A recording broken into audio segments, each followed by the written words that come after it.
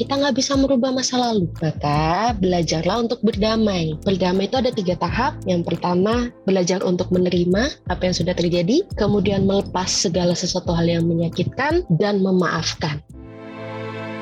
Ngobrol dan cerita di Anyaman Jiwa yuk. Tenang, kamu gak sendiri kok.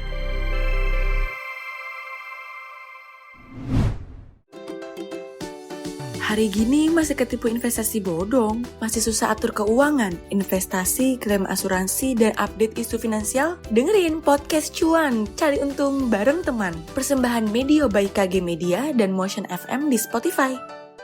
Halo kamu, apa kabar? Selamat datang kembali di podcast Anyaman Jiwa. Podcast yang berbicara mengenai kesehatan mental individu, mulai dari ranah pekerjaan, hubungan percintaan, dan juga sebagai makhluk sosial. Buat kamu yang ingin menambah wawasan mengenai kesehatan mental, yuk simak baik-baik di podcast Anyaman Jiwa. Aku Aloy, dan pada episode kali ini akan membahas salah satu gangguan mental, yaitu PTSD. Sebelum mendengarkan obrolan kali ini, jangan lupa juga untuk follow dan beri rating terbaikmu untuk podcast Anyaman Jiwa di Spotify, serta nyalakan notifikasinya ya, supaya kamu bisa terinfo setiap ada episode terbaru yang tayang di hari Rabu dan juga Jumat. Sobat Medio, apakah kamu pernah merasakan takut atau trauma ketika melihat atau melakukan sesuatu? Gangguan stres pasca trauma ini adalah gangguan mental yang muncul setelah seseorang mengalami atau menyaksikan peristiwa yang bersifat traumatis atau sangat tidak menyenangkan. Meski demikian, tidak semua orang yang teringat pada kejadian traumatis berarti terserang PTSD. Lalu apa indikatornya? Untuk menemukan jawabannya, kita pastinya harus langsung berbicara dengan profesional dan yang tahu betul tentang hal ini. Nah, dan pastinya juga kita udah mengundang one and only Mbak Prita Yulia Maharani, Master Psikologi Klinis dari Relief. Halo Mbak Prita. Hai, halo. Apa kabar ini? Baik dong, Mbak Prita apa kabarnya juga nih? Sehat. Oke, nih Mbak, kita bertemu lagi di episode kali ini dengan topiknya pasti juga berbeda ya Mbak ya? Lebih mantap pastinya. Lebih mantap dan pasti juga lebih insightful untuk teman-teman yang lagi dengerin nih Mbak pastinya ya. Cocok. Nah, karena nih Mbak, pada episode kali ini kita akan berbicara nih Mbak tentang topik mengenal penyebab PTSD. Gimana nih Mbak? Mungkin Mbak Prita boleh kasih tahu dulu ya, PTSD itu singkatannya apa sih sebenarnya? Oke, jadi agak panjang kita bahas hari ini ya kan. Sebenarnya PTSD itu singkatan dari Post Traumatic Stress Disorder yang dalam Diagnostic and Statistical Manual of Mental Disorder edisi kelima atau DSM-5 gitu ya. Diagnosis PTSD ini ditandai dengan adanya gejala stres yang timbul setelah suatu peristiwa traumatis. Jadi intinya adalah gangguan mental yang dapat timbul setelah terpapar oleh suatu peristiwa mengancam atau mengerikan yang dapat menyebabkan trauma. Efek psikologisnya bisa dari perang, bencana, teror, dan berbagai peristiwa kehidupan traumatis lainnya dapat menimbulkan gangguan PTSD. Oke, jadi PTSD itu sebenarnya tuh kayak jika seorang melalui itu ya Mbak ya, situasi yang sangat berat gitu ya, sehingga menimbulkan gejala ini, PTSD itu sendiri. Nah kalau misalnya gangguan stres pasca trauma namanya. Oke, baik. Nah, tapi sebetulnya tuh ada gak sih Mbak peristiwa-peristiwa traumatis tertentu yang betul-betul membuat seorang itu dapat mengalami PTSD sendiri, kayak memicu banget gitu. Tapi sebelumnya ada trigger warning juga ya bagi penyintas gitu ya. Yang pertama nih, yang bisa nyebabin PTSD salah satunya kecelakaan. Loh, jangan salah, kecelakaan tapi kalau sudah sampai patah tulang atau sampai amputasi itu bisa bikin PTSD. Perang, ya untungnya alhamdulillah di Indonesia nggak ada perang ya kan. Pokoknya perang itu bikin PTSD. Perundungan atau bullying, loh ya apa. Kemudian ada pelecehan seksual, mohon maaf ya. Kemudian bencana alam, kayak misalkan akhir-akhir ini kan Indonesia lagi banyak bencana alam ya, itu bisa banget ngalamin PTSD. Pernah menderita penyakit yang bisa mengancam nyawa seperti kanker, serangan jantung, kemudian penggunaan obat-obat terlarang, konsumsi alkohol, memiliki pekerjaan beresiko, contoh nih penjaga mercusuar. Nah tahu ada pekerjaan menjaga mercusuar yang ada di tengah laut, no? Betul, ya kan? betul. Yang lampu-lampu itu ya Mbak ya? ember. Itu kan pekerjaan beresiko ya, seperti kayak militer yang ikut perang gitu, itu sampai PTSD. Itu saya pernah loh nonton drakor salah satu judulnya Tomorrow. Itu ada salah satu episode berapa awal-awal itu korban perangnya itu jadi mengalami PTSD. Jadi kalau tidur gitu dia denger suara dentuman dikit tuh udah langsung kayak kaget, udah panik, udah gak karuan-karuan, itu masuk ke PTSD gitu ya. Kemudian dokter dan psikolog itu juga bisa mengalami PTSD. Contoh nih, saya punya temen gitu ya, rekan sejawat yang waktu itu nangani korban jatuhnya Lion Air di Surabaya gitu. Dia bagaimana menghadapi keluarga penyintas atau korban untuk tidak membuka kantong jenazah supaya nggak kaget gitu ya dengan bentuk jenazahnya. Ini mohon maaf kalau trigger warning gitu. Akhirnya psikolognya tersebut yang mengalami PTSD karena terbayang, terpapar seperti itu. Kemudian paling penting adalah adanya riwayat yang mempunyai gangguan mental dan emosi yang tidak stabil. Riwayat ini contoh nih, dia pernah punya gangguan mental sebelumnya kayak bipolar atau mungkin depresi atau mungkin autis dan sebagainya seperti itu. Jadi salah satu faktor lain penyebab munculnya PTSD ya banyak banget ya sebenarnya. Oke, betul. Jadi tuh sebenarnya tuh bukan hanya kejadian peristiwa traumatik banget yang bisa memicu orang tuh PTSD, tapi bahkan seorang dokter pun yang hanya mendengarkan ataupun melihat situasi tuh bisa juga terserang atau terpicu untuk mengalami PTSD ya Mbak berarti? Betul. Oke. Nah, kalau untuk seorang yang mengalami PTSD sendiri ini, kira-kira butuh diagnosis medis dari psikiater gak sih Mbak? Dan situasi apa yang mengharuskan orang itu untuk segera ke psikiater jika mengalami apa gitu? Oke, sebenarnya gini ya, PTSD ini nggak bisa dilakukan dengan yang namanya self-diagnose.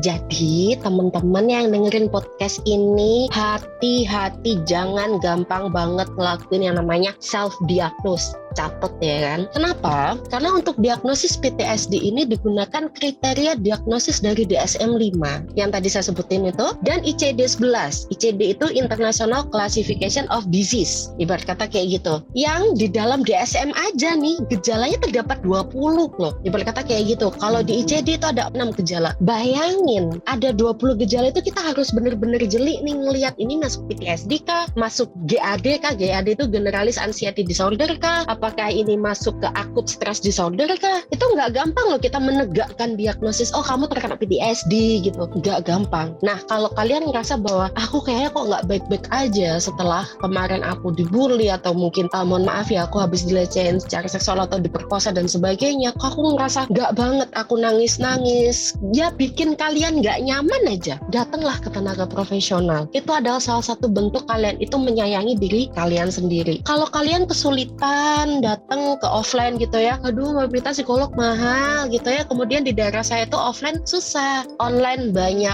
relief itu juga sedia dengan harga yang miring. Jadi nggak ada alasan buat temen-temen nggak bisa datang ke tenaga profesional gitu ya. Benar. Pokoknya kalau misalnya merasa hal itu udah mengganggu aja di diri kita, langsung ya kita harus cari cara untuk menemui profesional. Karena kali lagi tadi berarti disebutkan ada beberapa disorder atau gejala-gejala lain juga ya Mbak, yang mungkin agak mirip-mirip atau gimana gitu, sehingga diagnosis ini tuh harus dilakukan oleh langsung psikiater ya Mbak berarti ya. Nggak boleh mengira-ngira lah, kayaknya aku PTSD nih, kayaknya aku ini nih, kayak gitu ya.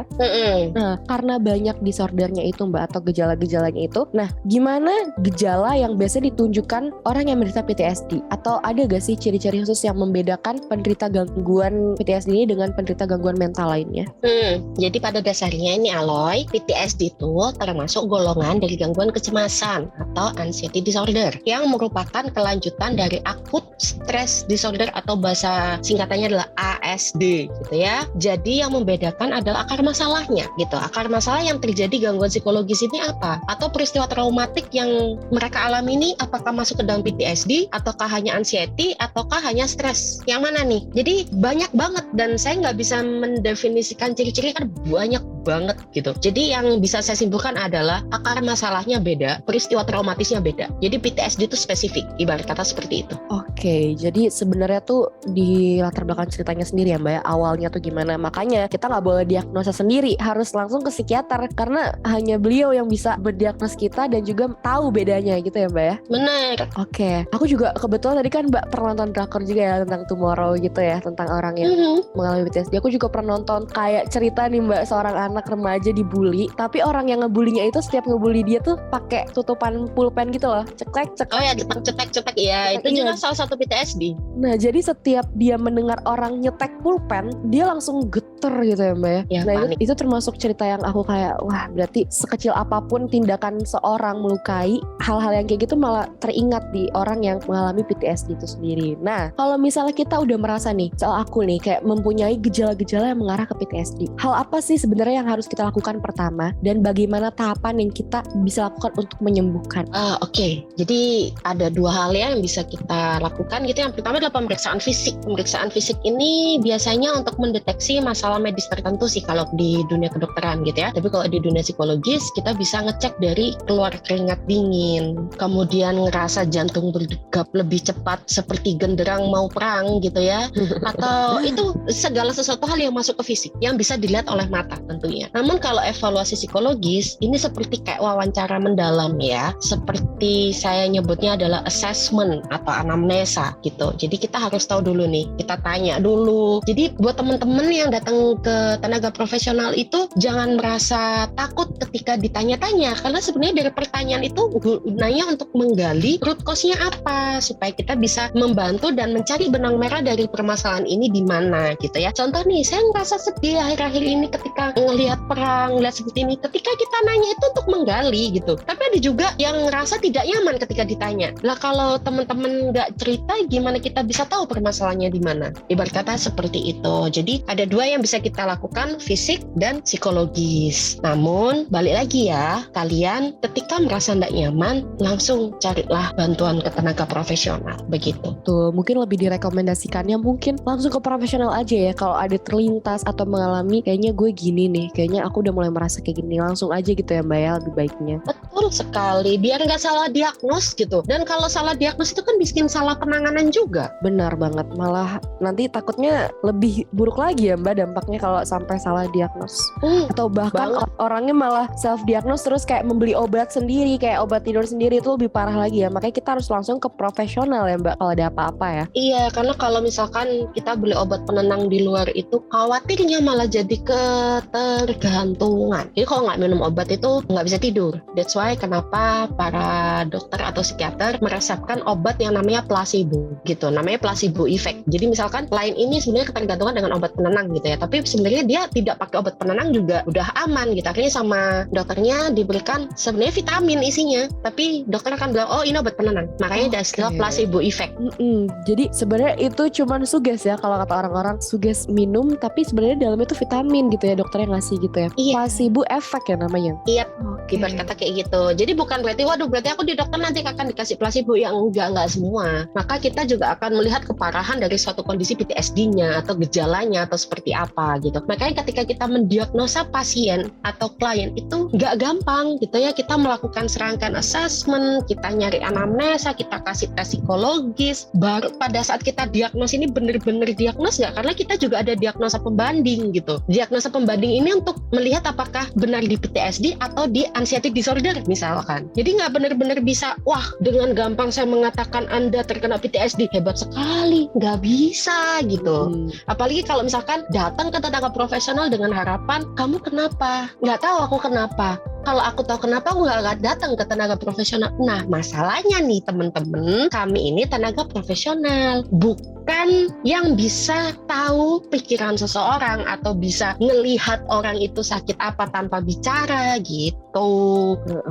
Bukan bisa ngeramal ya, jadi memang harus dikomunikasikan ya Mbak. Benar. Nah, tapi nih Mbak, mungkin kan diantara kita sendiri atau yang sedang mendengarkan, ada nih yang mengalami gejala PTSD dan ini semakin parah gitu. Ya udah parah lah, udah lama gitu. Adakah tips atau saran yang bisa dilakukan saat penderitanya ini mengalami gejala tersebut? Hal pertama yang bisa dilakukan, namanya pertolongan pertama adalah relaksasi atau atur nafas. Hampir mirip dengan meditasi. Kalau kalian mau meditasi nggak apa-apa, kalau nggak sempat untuk meditasi, atur nafas. Mengapa? Ketika kalian mengalami PTSD, otomatis degup jantung itu kan lebih cepat ya. Ketika lebih cepat, itu secara biopsikologi atau anatomi tubuh, jantung itu akan memompa darah lebih cepat daripada biasanya. Lah kalau dia memompa darah lebih cepat kan butuh bahan bakar. Bahan bakarnya apa? Oksigen. Jadi kalau bahan bakarnya banyak, ini kan mompanya juga lebih ringan. nyaman, lebih stabil ketemunya. Makanya atur nafas, relaksasi, meditasi, yoga, ya kan? Atau kalau memang udah lebih tenang, kita journaling, kita bikin diary gitu kan. Atau kalau di Relief ada mood tracker, dan kita bisa langsung ke tenaga profesional biar tahu aku ini kenapa sih, gimana cara ngadepinnya, gimana cara nyembuhinnya gitu. Oke, yang pastinya kalau misalnya emang itu sedang muncul gitu ya, gejala itu muncul, langsung segera menenangkan diri. Dan kalau misalnya terus berhari-hari kayak gitu ya, jangan lupa balik lagi, kita harus ke profesional, kontrol ya Mbak berarti ya. Yap, kontrol. Kalau ada istilah medical check up ya ini psychological check up gitu aja. Betul, ya itulah teman-teman yang sedang mendengar mungkin yang sedang merasa tidak nyaman ataupun terbayang-bayang suatu kejadian yang ada di masa lalu dan mungkin membutuhkan kayak merasa kayaknya gue butuh tenaga profesional nih, langsung aja, jangan malu-malu dan jangan lupa sampai sana nanti komunikasikan apa yang terjadi karena pastinya tenaga profesional tuh pasti mau membantu kita semua ya Mbak ya. Nah, untuk the last questions nih Mbak yang aku ingin tanyakan ke Mbak Prita nih, ada gak sih saran untuk Sobat Medio yang mungkin sekarang lagi mengalami gejala-gejala PTSD atau bahkan mungkin udah sembuh atau mungkin yang sedang menjalani kontrol dan sedang meminum obat gitu, ada gak sih Mbak pesan untuk mereka ini? It's okay to be not okay. Ini bukan judul drakor ya, bukan. Tapi benar-benar it's okay to be not okay gitu ya. Kenapa? Karena kita nggak bisa merubah masa lalu. Maka belajarlah untuk berdamai. Berdamai itu ada 3 tahap. Yang pertama, belajar untuk menerima apa yang sudah terjadi. Kemudian melepas segala sesuatu hal yang menyakitkan dan memaafkan. Memaafkan siapa? Baik kejadian tersebut maupun diri sendiri. Karena kita juga berhak untuk bahagia. Berhak untuk menata hidup lebih baik dan menyongsong masa depan dengan cerah gitu. Makasih Mbak Prita untuk pesannya. Nah teman-teman Medio boleh ya didengerin untuk pesan dari Mbak Prita. Terima kasih ya Mbak untuk episode kali ini mau menemani aku lagi membicarakan tentang mengenal penyebab PTSD. Makasih Mbak Prita. Sama-sama loh. Have a nice day. Makasih Mbak. Nah itu Sobat Medio tentang episode mengenal penyebab PTSD. Nah mungkin teman-teman di sini yang merasa tidak nyaman hari ini, detik ini juga, jangan lupa untuk komunikasikan hal-hal yang memang harus dikeluarkan atau diceritakan ke orang lain atau bahkan ke tenaga profesional, karena itu nggak apa-apa banget. Dan untuk kejadian yang pernah membuat teman-teman Medio ini merasa sakit hati atau mungkin stres atau depresi, aku mau mengucapkan semangat untuk kita semua karena pasti kita bisa melalui itu. Nah demikian nih Sobat Medio podcast Anyaman Jiwa bersama Mbak Prita Yulia Maharani, Master Psikologi Klinis dari Relief. Buat kamu yang ingin berbagi cerita tentang kesehatan mental, boleh banget juga loh kirim ke email podcast@kgmedia.id atau bisa DM Instagram @relief, RILEV, tempat yang pas untuk meditasi dan konseling online siap bantu kamu biar sehat mental. Bisa juga kamu cek di websitenya relief.co. Selain itu, follow juga @medio by KG Media. Dengarkan podcast menarik lainnya dari Anyaman Jiwa hanya di Spotify. Aku Aloy, pamit! Yah, udah selesai episode kali ini. Tungguin episode Anyaman Jiwa selanjutnya ya.